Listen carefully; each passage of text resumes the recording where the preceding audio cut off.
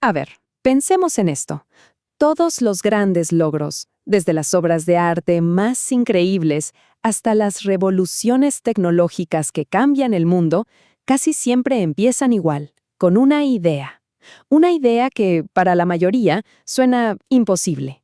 Bueno, hoy vamos a desglosar la historia de cómo una de esas ideas no solo levantó una empresa, sino que se atrevió a desafiar a todo un imperio industrial a través de una pura y total obsesión por la ingeniería.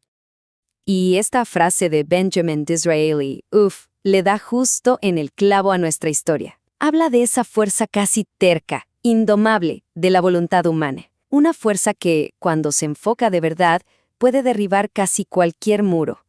Es, digamos, el motor que impulsa a la gente a hacer reales sus visiones. Y esto nos lleva a una pregunta, ¿no? Una pregunta que es el centro de todo. ¿Por qué algunas personas que a lo mejor vienen de la nada logran vidas que nos inspiran, mientras que otras que lo tuvieron todo terminan siendo una advertencia? El secreto, y esto es lo interesante, no está en las circunstancias, está en algo mucho más profundo.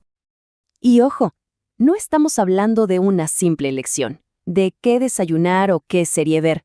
No. Hablamos de una decisión de verdad, de esas que se toman desde las entrañas, con un compromiso total. Es esa convicción tan fuerte que tiene el poder de empezar a mover las piezas del mundo a nuestro alrededor. Es la chispa que enciende el fuego para convertir lo invisible en algo que podemos tocar. Muy bien, vamos a meternos de lleno en esto. Para entender cómo funciona este poder en la vida real, viajemos un momento al Japón de la posguerra. Allí vamos a conocer a un hombre llamado Soichiro Honda.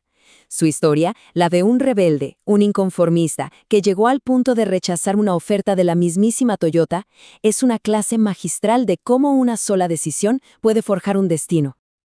A ver, antes de seguir, hay un concepto psicológico que es la clave para entender todo lo que sigue. Se llama condicionamiento neuroasociativo.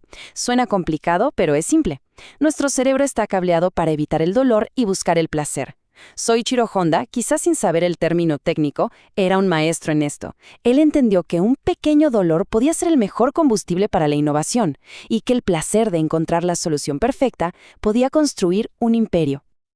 Y es justo aquí, en este punto, donde la historia de Honda arranca con todo. Su primera gran innovación no salió de un plan de negocios súper complejo ni de un estudio de mercado. Nació de lo más básico de la naturaleza humana, el impulso de escapar de un dolor, por pequeño que fuera, para alcanzar un placer enorme. La anécdota es genial, por lo simple que es. Después de crear un motorcito auxiliar para bicicletas, que la gente llamaba el bata-bata, la esposa de Soichiro, Sachi, se quejó, y con razón. El motor salpicaba una mezcla de aceite y combustible que le estaba arruinando sus mejores pantalones. Ese era el dolor, un problema real, cotidiano, personal. Y aquí está la magia, ¿no? Ese pequeño dolor, esa mancha de aceite, fue el motor del cambio. Honda no lo ignoró, no dijo así son las cosas. Lo vio como un reto, una oportunidad. El placer de resolver ese problema, de crear un producto mejor, más limpio, más eficiente, se convirtió en la gasolina de la innovación. Y así, sin querer, se sentó una de las bases de la cultura de la empresa. Resolver problemas es crear valor. Ok, ya entendimos cómo resolvían problemas pequeños. Pero, ¿cómo pasas de arreglar una mancha de aceite a soñar con competir contra los más grandes del mundo?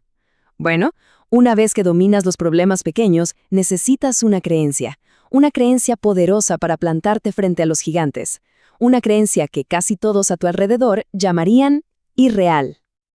Esta idea me parece fascinante porque choca de frente con lo que siempre nos dicen. La gente que dice hay que ser realistas, muchas veces opera desde el miedo a fracasar.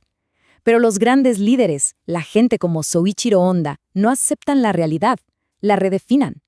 Basan sus acciones en su visión, no en las limitaciones del momento.